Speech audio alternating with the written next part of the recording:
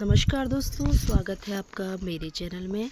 चलिए आज हम मीना कुमारी जी के बारे में कुछ आपको ऐसा बताते हैं जो कि बहुत ही दिलचस्प है और मैं समझती हूँ कि ये हमारे ऑडियंस के मन को ज़रूर भाएगा।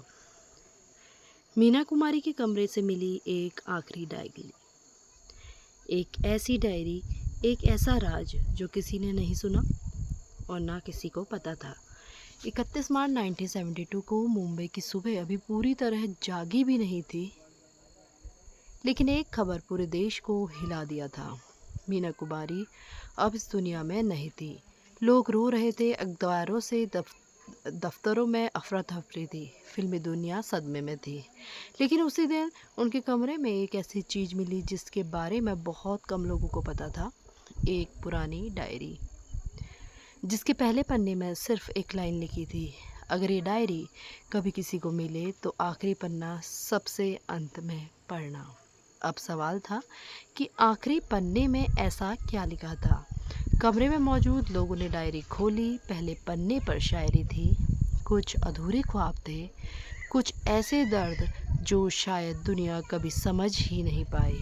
लेकिन जैसे जैसे पन्ने आगे बढ़े, लिखावट बदलने लगी, शब्द छोटे होने लगे और एक जगह लिखा था, मुझे लगता है कोई मुझे पुकार रहा है।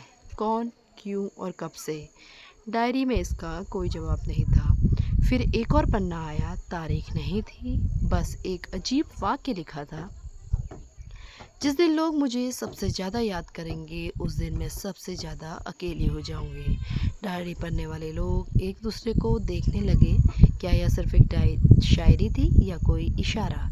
लेकिन असली रहस्य अभी बाकी था, क्योंकि डायरी के बीचों बीच में एक पन्ना फटा हुआ था। पूरी डायरी में सिर्फ वही पन्ना गायब था। आखिर उस पन्ने पर क्या लिखा था, किसने निकाला और क्यों? अब कहानी और दिलचस्प हो गई, क्योंकि डायरी के अगले पन्ने पर सिर्फ 3 शब्द लिखे थे, मैंने उसे देखा। लेकिन किसे? डायरी में नाम नहीं था, कोई पहचान नहीं थी, कुछ भी नहीं था, सिर्फ 3 शब्द, मैंने उसे देखा। दिन गुजरते गए, लोग उस डायरी की चर्चा करने लगे, लेकिन किसी को जवाब नहीं मिला। फिर एक दिन डायरी का आखिरी पन्ना खोला गया, वो आखिरी पन्ना जिसके सबसे अंत में पढ़ने के लिए कहा गया था, और उस पर सिर्फ एक लाइन लिखी थी कि हर कहानी का एक राज होता है, मेरा राज मेरे साथ चला जाएगा। बस इतना ही, ना कोई नाम, ना कोई खुलासा, ना कोई जवाब।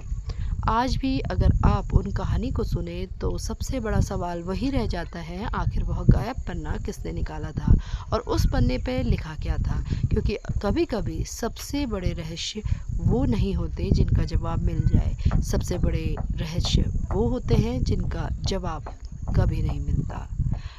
क्या आपको भी लगता है कि उस गायब पन्ने में कोई राज छिपा था? कमेंट करके अपनी राय ज़रूर बताइए। अगर आपको मेरी वीडियो पसंद आए तो चैनल को लाइक, शेयर और सब्सक्राइब करना ना भूलें। धन्यवाद।